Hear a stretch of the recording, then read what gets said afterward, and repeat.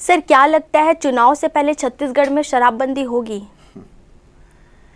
देखिए, शराबबंदी कभी भी नहीं हो सकती। भूपेश बघेल की सरकार में शराबबंदी कभी भी नहीं होगी, क्योंकि भूपेश बघेल की सरकार शराबबंदी के खिलाफ है।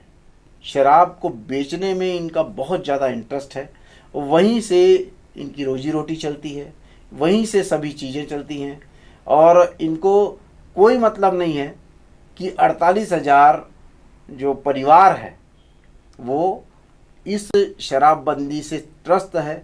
इससे कोई लेना देना नहीं है। इनको अपनी शराब बेचनी है। अगर मान लीजिए कि कोई शराबबंदी होती भी है या 2-4 महीने के लिए होती भी है, तो वो सिर्फ चुनाव के लिए होगी, चुनाव को साधने के लिए होगी कि देखिए हमने शराबबंदी कर दी।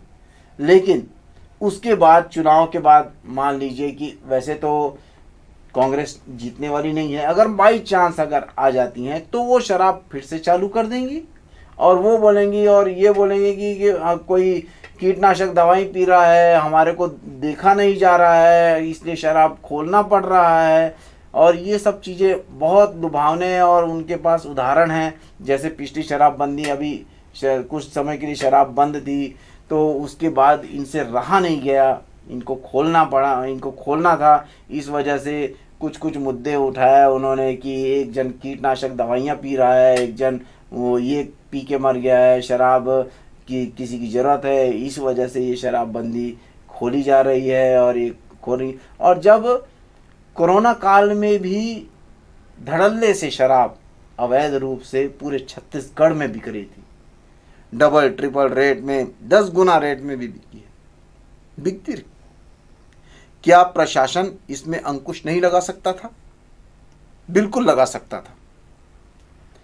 जब आदमी निकलना मुश्किल था, उस समय शराब निकल रही थी, शराब घर घर तक पहुंच रही थी, शराब डिस्ट्रीब्यूट हुई है पूरे लॉकडाउन के पीरियड में, बहुत धड़ल्ले से शराब डिस्ट्रीब्यूट हुई है, और लोगों ने खरीदी है, बेचारों ने मतलब ज़्यादा पैसे दे के खरीदी है।